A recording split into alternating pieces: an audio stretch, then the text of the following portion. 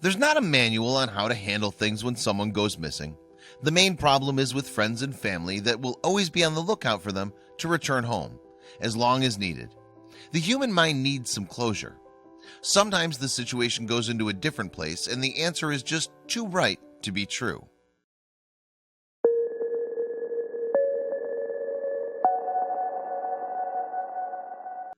This story in particular was about a boy from Texas who went missing in 1994.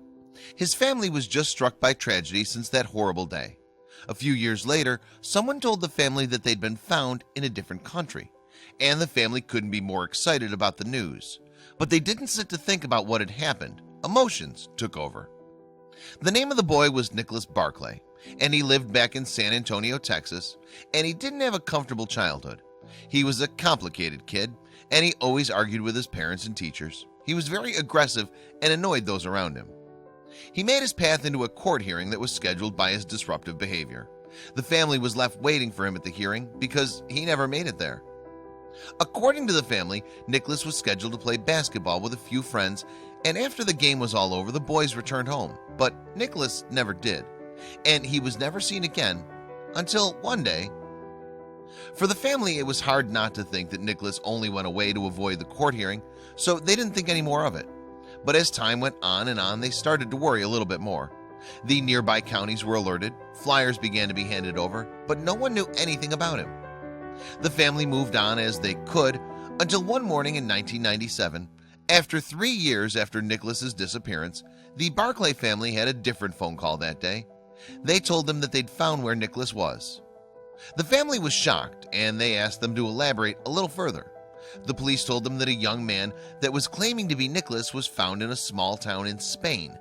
They were so excited they put Nicholas on a plane from Spain to Texas to be reunited with the excited family. When Nicholas came home, the first thing the family wanted to know was what happened 3 years ago.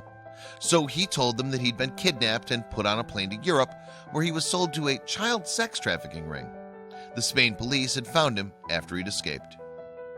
It was expected by the family for Nicholas to have changed quite a bit, but from the start, his mother wasn't convinced by the finding. Some things were just off. His eyes and hair color were different, and about that, he said that the kidnappers changed his hair color and his eyes medically to hide him well. Although this was a problem, the family decided to take him in again and leave all the small issues aside.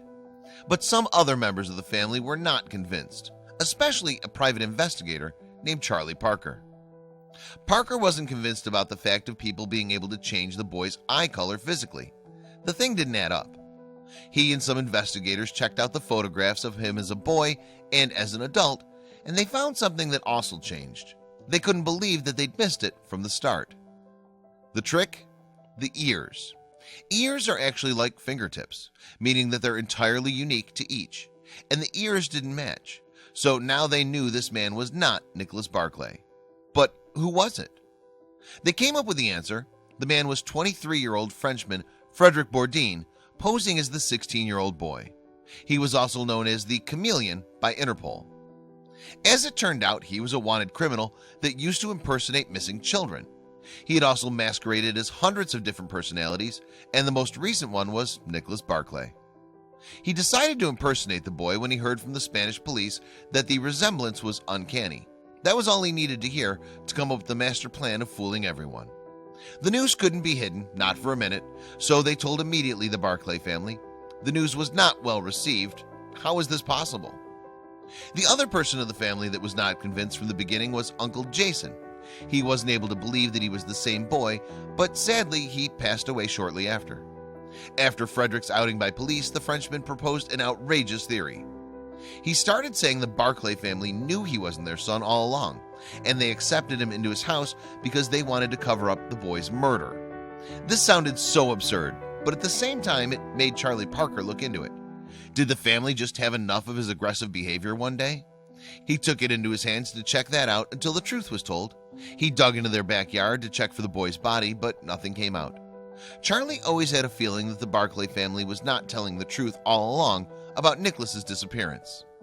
The family said that this was just ludicrous, but at the same time the questions were always there. We can all agree that this case is just so bizarre, it's almost too crazy to believe.